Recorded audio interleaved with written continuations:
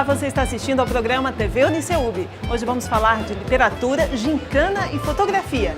No Sofá Amarelo, um bate-papo com o advogado Irapuan Santana. A Agência Brasileira de Inteligência dá uma aula sobre bioterrorismo. Uma gincana bem animada promete acabar com o estresse. E uma exposição fotográfica mostra a diversidade cultural no mundo. O programa TV Uniceub está no ar. A biomedicina é a profissão do futuro e quem diz isso é a Agência Nacional de Inteligência. Esta semana a ABIN esteve no CEUB durante a Semana de Biomedicina para falar de bioterrorismo e biodefesa no Brasil. Ficou curioso? Acompanhe a entrevista. Pelo simples fato de aceitar o convite de participar da semana, esses profissionais se colocam à disposição dos alunos. E é um momento de troca de informação, um momento de aprendizagem para o aluno muito grande, muito mais às vezes do que a própria sala de aula consegue oferecer nesse período de uma semana de atividades. É a primeira vez que a gente consegue trazer a ABIN, a Agência Brasileira de Inteligência. Ficamos extremamente lisonjeados com a presença deles e conseguimos assim atender uma demanda dos alunos, uma solicitação de contato com essa área, com o tão comentado bioterrorismo. Eles estudam isso em sala de aula, mas eles estudam isso de uma visão acadêmica, com uma visão muito menos voltada, né, para essa análise do bioterrorismo. E esse contato com o oficial, esse contato com a ABIN, essa possibilidade de inserção no mercado, trouxe para os alunos assim, um incentivo a mais. Toda vida que eu entro para falar de desafios nesse campo, eu me lembro de uma frase que vem lá da cultura milenar chinesa, que prega o seguinte, que você viva em tempos interessantes. Na realidade, quando eles dizem isso, é quase que uma maldição. Porque os tempos interessantes são esses tempos conturbados, tempos de guerra. Então, eu não tenho dúvidas que hoje nós vivemos em tempos muito interessantes. E para quem está vendo, observando as crises sucessivas na área da saúde com a qual nós convivemos, vai entender por que nós estamos em tempos interessantes. Nós acabamos de debelar uma crise do vírus Ebola, que foi lá na África, teve bastante vítimas. Teve uma grande preocupação no âmbito internacional de que isso saísse do controle, saísse do continente e afetasse o sistema, o país como um todo. Nós temos gripe aviária, gripe porcina, uma série de doenças que podem ter um impacto internacional, um impacto global, e esses são parte dos desafios que nós temos dentro desse campo. Aí vem o desafio do nosso lado de fazer o controle, de fazer a contenção. Eu achei muito diferente a visão que eles têm dos agentes biológicos, que são a nossa maior parte de estudo, né? Que a gente tem mais uma visão de como que funciona aquele mecanismo de um vírus, de uma bactéria, de uma doença. E eles já estão analisando como que aquilo pode ser usado para causar um dano por um motivo mais político, motivo religioso, por outros motivos assim. Então, assim, foi muito interessante. Eu estou já quase formando, estou entrando na reta final da graduação, é como se fosse uma oportunidade mesmo para ver o mercado de trabalho, acompanhar como é que está hoje a demanda para a biomedicina e até aumentar o leque de indicações, de áreas de conhecimento que a gente pode se aprofundar dentro do curso. A dedicação é sem dúvida uma das maiores qualidades do advogado Irapuan Santana. Eis o convidado do Sofá Amarelo de hoje. O sol caminha devagar, mas atravessa o mundo. Se você quer ir depressa, vá sozinho. Mas se você quer ir longe, vá junto.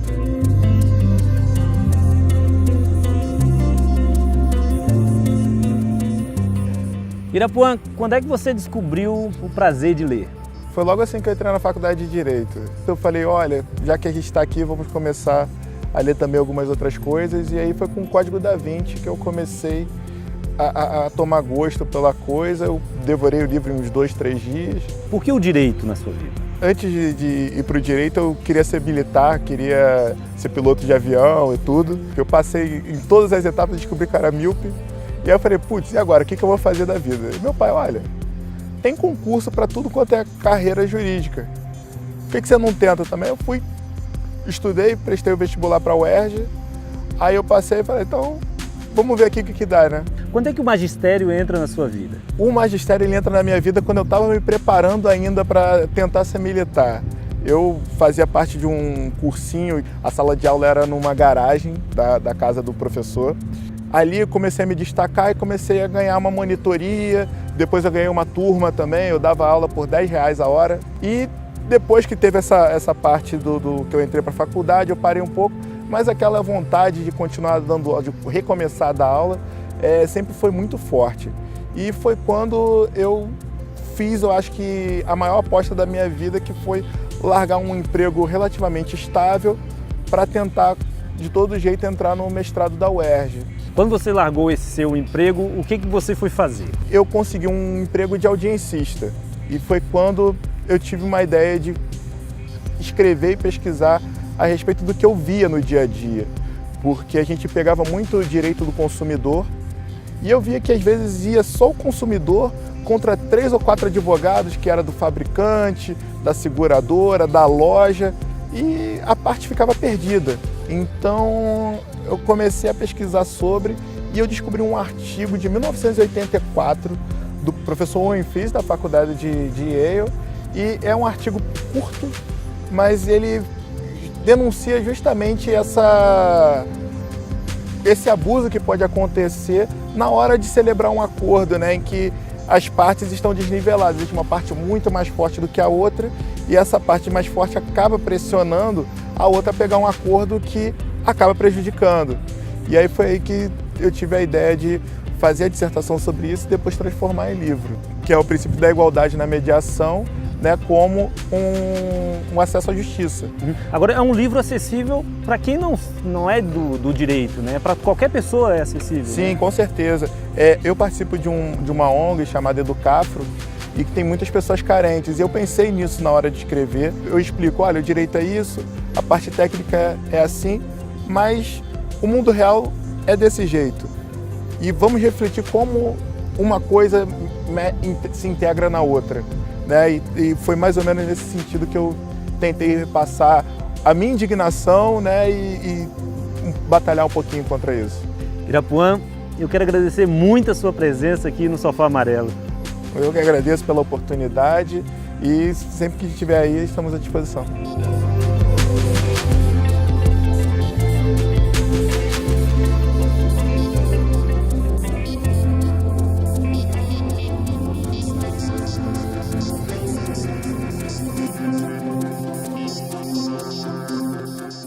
No próximo bloco, uma entrevista sobre as perspectivas econômicas do Brasil e uma exposição fotográfica que vai deixar você com vontade de pegar o primeiro avião para desbravar o mundo. Não perca!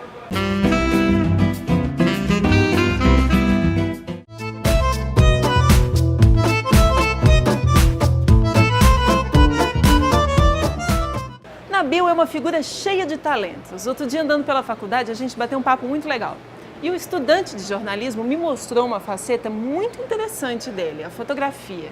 Entre inúmeras viagens, Nabil fotografou gente de vários lugares do mundo, de várias etnias, e montou uma exposição que deixaria qualquer um com vontade de pegar o primeiro avião e conhecer mais sobre as mais variadas culturas. Foi quando eu disse para ele, Nabil, isso daria uma ótima entrevista com você. E ele topou na hora.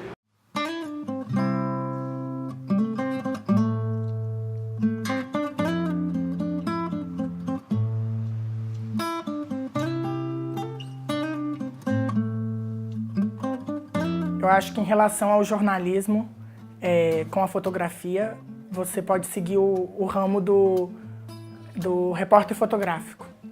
Então você consegue... Então, como eu sou um futuro jornalista, eu acho que eu me vejo sendo um futuro fotojornalista. Eu tinha 14 anos, em uma das minhas viagens que eu tive, comecei a brincar com uma câmera pequena e a partir daí, então, em meados de 2006, foi quando eu comecei a mexer com a fotografia.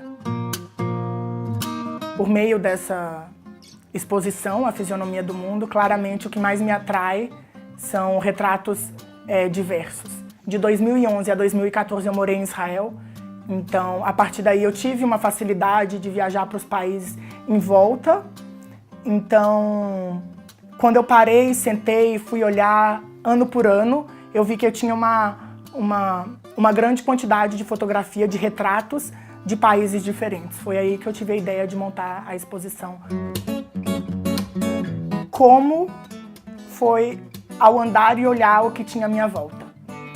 E onde, se eu não me engano, de 2011 a 2006, eu morei 3 anos em Israel, então Israel tem uma grande representatividade na minha coleção de fotografia, não necessariamente na exposição, mas na minha coleção fotográfica. E outros países foi o Reino Unido, então Londres, na Inglaterra, Tailândia, Turquia, Dubai, no Emirados Árabes e o Brasil. A grande maioria eu não conheço, porque são fotografias que eu realmente, como eu disse, eu tirei ao caminhar e olhar o que estava na minha volta. Então a grande maioria eu não tive o contato. A diversidade. A diferença da cultura. Porque esse que é o bonito da exposição. É não ter algo em comum. Porque senão não ia ser... Porque o bonito é o diferente. Então a única coisa que eles têm em comum é a diferença. A minha paixão pela fotografia não começou por meio dos fotógrafos antigos. Começou pelo meu olhar. Então eu que encarei a fotografia sozinho. Hoje, quando eu realmente comecei a estudar, eu acho que o primeiro livro que eu li sobre fotojornalismo foi o Robert Capa. Então, ele é um dos primeiros fotógrafos que eu comecei a admirar, e o brasileiro Sebastião Salgado. O que o fotógrafo dentro de mim ensinou para o jornalista dentro de mim, e vice-versa. Eu acho que não são duas pessoas separadas. Não existe um Nabil fotógrafo e um Nabil jornalista. Existe um Nabil só. Eu aprendi os dois juntos desde o princípio do meu gostar de comunicação. Então, com certeza, o que me levou à comunicação social, jornalismo, foi a paixão pela fotografia, mas não necessariamente a fotografia que me ensinou a ser jornalista.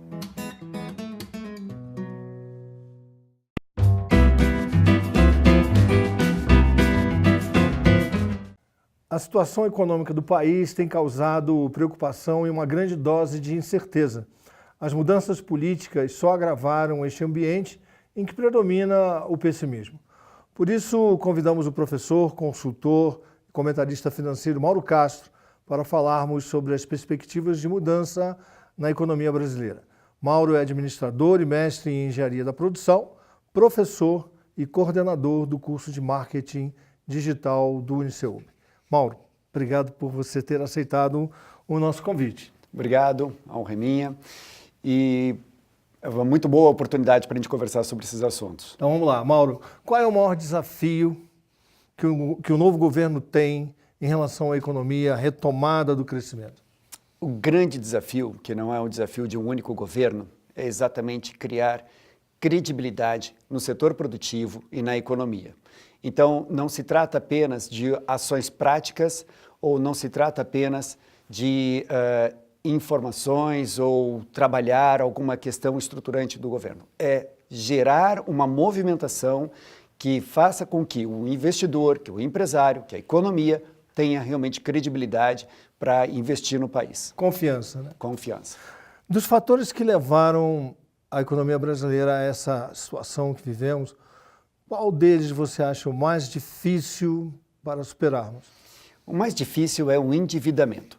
Hoje, o Estado, tanto a União quanto os Estados, a Federação em geral, né, municípios, estados, eles estão excessivamente endividados. Eles incharam demais a máquina e perderam a capacidade de fazer investimentos em infraestrutura e ativar a economia. E o governo é um grande mobilizador da economia, né? Perfeito. Na verdade, as decisões políticas que geram a movimentação econômica dependem de investimento. E eles não têm essa capacidade hoje.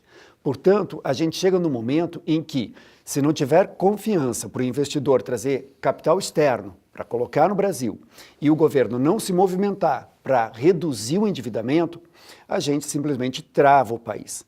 Por outro lado, as informações que vêm sendo passadas pelo governo Temer, as intenções já promoveram um novo ar, né? As pessoas já estão trouxeram mais... um certo alento. Isso, estão mais confiantes e já sinalizações de entrada de capital no país. Agora, o endividamento não é uma coisa de curto prazo.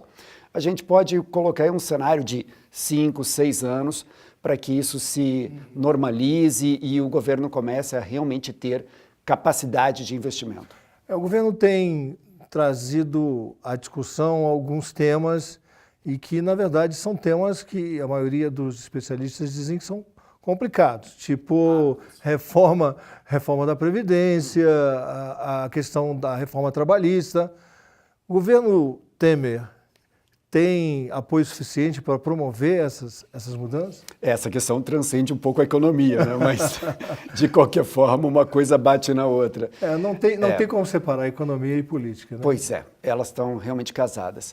Mas, para fazer uma resposta muito numa interpretação pessoal, eu acho que o governo Temer não teria capacidade de movimentar, pelo menos na questão trabalhista. Os encargos e a legislação trabalhista, ela hoje joga contra a capacidade de crescimento do país. Não que seja injusta ou que crie aí um tipo de, um elemento que possa emperrar a economia, mas ele não ajuda, né? Então, talvez se não atrapalha tanto, não ajuda, atrapalha. Pode atrapalhar. E sim, tem que fazer uma reforma na legislação trabalhista. Ela tem que ser atualizada, ela tem que ser colocada num patamar de modernidade. Ela é uma legislação lá, do início do século XX, com uma raiz do século XIX. Então, é de toda aquela movimentação trabalhista, do proletário, e que realmente já passou. Era um outro mundo, né? Se você vê como empresas como Google, como Facebook trabalham, eles têm um problema gigante no Brasil para adaptar o estilo de trabalho deles com a nossa legislação. Então, trava o processo. Previdência é outra coisa que tem que ser ajustada em curtíssimo prazo, para efeitos em longo prazo. E dá confusão, né? Viu o que está acontecendo na França. Perfeito. Tu vê que é um país que deveria estar dando um exemplo porque está lá na União Europeia, que está numa situação completamente diferente da nossa. Mesmo assim, as pessoas têm uma raiz muito forte, né, de proteger os interesses próprios. Os interesses, né? Tá bom, Mauro, muito obrigado. Foi um prazer tê-lo aqui conosco. Eu espero poder contar com você em outras Sempre oportunidades. à disposição. TV Uniceub volta na próxima semana. Temos um novo convidado para falar sobre política, economia, cultura e muito mais. Nos vemos no domingo que vem aqui na Band. Até lá. O programa TV Uniceub volta já.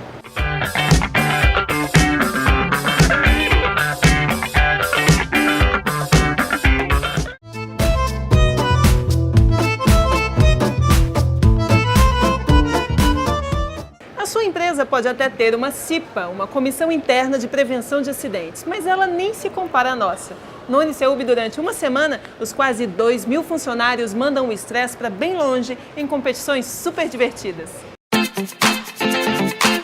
Essa comissão se reúne mensalmente para definir e avaliar toda a estrutura do Uniceub a fim de melhorar as condições de trabalho dos funcionários, dos professores, inclusive dos próprios alunos, né, dos colaboradores, da comunidade externa que frequentam o nosso espaço, né, sempre buscando o bem-estar e a segurança dessas pessoas. O grande diferencial do CEUB para outras empresas que nós vemos, tanto do setor educacional quanto de outros setores, é a forma de atuação da CIPA. A CIPA no CEUB é uma instituição muito forte, atuante, né, e não estamos aqui apenas para cumprir com a regulamentação.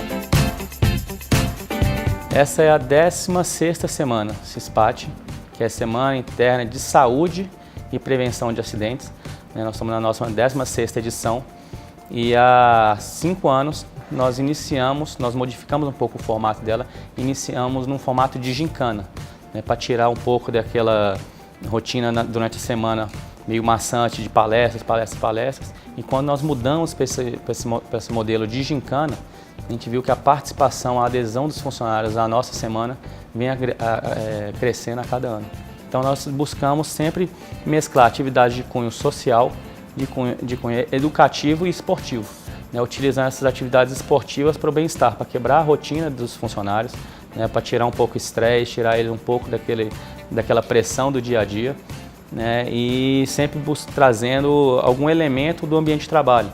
Então nós temos algumas atividades que a gente busca instrumentos, né, do dia a dia do trabalho do funcionário para agregar nessa gincana, como arremesso de CPUs, arremesso de teclados, né, então temos provas de natação, em contrapartida tem uma caminhada ecológica em que são realizadas a coleta de lixos, mostrando a importância da coleta seletiva, da reciclagem. E nós temos, intermediando essas atividades também, diversas palestras informativas, né. Todo ano a OIT, a Organização Internacional do Trabalho, ela propõe um tema, né. O tema este ano foi saúde mental no trabalho. Então todas as nossas atividades, nossas palestras são focadas justamente para demonstrar para os nossos funcionários, nossos colaboradores, o perigo que é o estresse, todas essas doenças que o trabalho pode acarretar no âmbito mental, de estresse, de pressão, de depressão. Eu acho que o mais bacana da CISPAT é a integração, para começar. Eu comecei a conhecer muito mais gente, apesar, olha, que a minha área é uma área de eventos, então eu lido com todo mundo do campus, mas tem muita gente que eu não conheço, tem muita gente de departamentos aqui que eu não tinha contato e passei a ter contato depois que eu comecei a participar da gincana. Então eu acho isso muito legal. É uma semana que desestressa, uma semana, eu acho que de alegria, essa coisa de fazer a própria, de você ter pontos, né? Essa coisa de você concorrer um com o outro é muito legal, é super saudável e sem contar que a gente também aprende, né? Esse ano eu acho que a temática saúde mental, né, no trabalho é uma temática muito atual. Primeiro porque a gente vive um estresse no nosso dia a dia, tirando o trabalho no nosso dia a dia, e que isso se reflete no trabalho. E segundo, que hoje em dia a gente é muito mais cobrada do que antigamente. Às vezes a depressão vem e a gente não percebe. Então a gente se vê angustiada, a gente se vê, como ela falou hoje, sem apetite ou comendo demais. Aí chega na segunda-feira, você diz, meu Deus, eu tenho que trabalhar, que chato que é isso. E você está apresentando um quadro de depressão e que você não sabe. Então, acho que isso é importante, a gente saber o que é isso e buscar o que a gente tem de apoio. Eu vejo como uma oportunidade de aproximar mais as pessoas também com essa sair da rotina, fazer coisas diferentes, sair da monotonia de estar ali trabalhando todo dia. É meio que uma conscientização para o pessoal estar levando para o ambiente de trabalho ou até para a vida pessoal, né? É a terceira edição que eu participo, mas é a primeira que eu sou a capitã. Nós somos as competentes com arroba, então para tirar o gênero, né? Temos terceirizados, temos professores, temos pessoal do setor, então tá bem eclético a equipe. Eu gosto das atividades esportivas, eu acho que reúne mais a galera, as pessoas me mostram com um espírito esportivo maior, talvez, né? Porque dá para torcer de repente, então assim, o arremesso de CPU é bem interessante. Inicialmente eu acho que era uma CPU montada, né? E agora ela vazia, então fica mais fácil até pra gente, que é mulher, poder jogar e poder participar da equipe. Eu acho que vai no físico mesmo e a gente vai, nossa, arremessou. Isso é bem legal, porque se você for pensar no bem-estar do trabalhador, você não pensa só no físico dele, você tem que pensar na parte emocional, na parte psicológica. Então, o cuidar do trabalhador em todas essas etapas e pensar nisso é um diferencial. Esperamos que você tenha gostado do programa deste domingo. Se você tiver críticas ou sugestões de reportagem, entre em contato com a gente pela nossa fanpage www.facebook.com/tvuniceub e deixe a sua mensagem. Na semana que vem a gente se encontra de novo aqui na Band, neste mesmo horário. Até lá!